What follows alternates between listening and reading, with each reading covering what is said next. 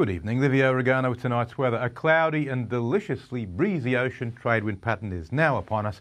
I'm hoping it'll stick around all week, giving us temporary respite from the inevitable November heat that lies ahead of us.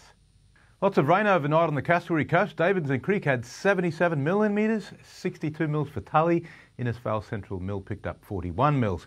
Temperatures have dropped slightly and the breeze has picked up, but humidity is very high, so it's still icky outside. Now, the satellite loop is a bit of a complicated situation and one that none of us seem to completely understand. You'll have noticed on radar there are showers or echoes going in both directions from the east, and they're just the southeasterly trade winds bringing showers off the ocean. But some have been coming from the west from a deck of middle level cloud, which is a bit odd because we don't have any upper level troughs on top of us. So there's something going on upstairs that's a bit strange right now.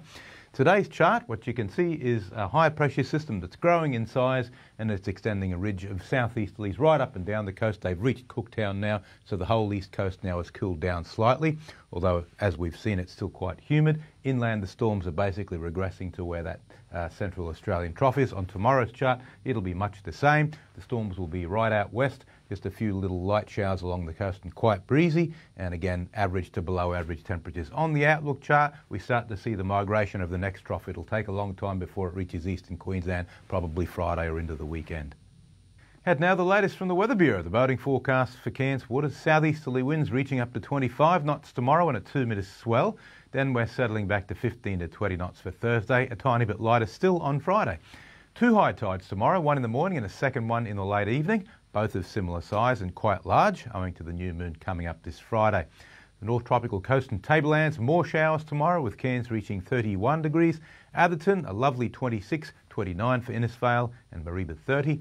Looking ahead for Cairns, I'm pleased to announce the next 7 days will be warm but never really hot, though it could get slightly toasty this weekend. The chance of rain decreases sharply after Friday. For Atherton, lovely mild temperatures, closer to the mid-20s, but getting up to the 30s again on the weekend and into early next week.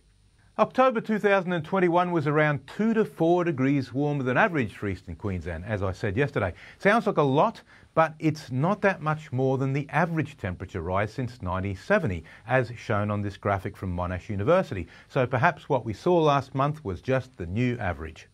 May as well get used to it because it's only going to get worse. Now it's back to the team. Great, thanks for that, Livio. That's all from us for this Tuesday. Thanks very much for your company. And a reminder, of course, you can catch our news again on the 7plus app or our page, 7news.com.au. Hope you enjoyed your cup days. See you tomorrow night. Good night. Good night.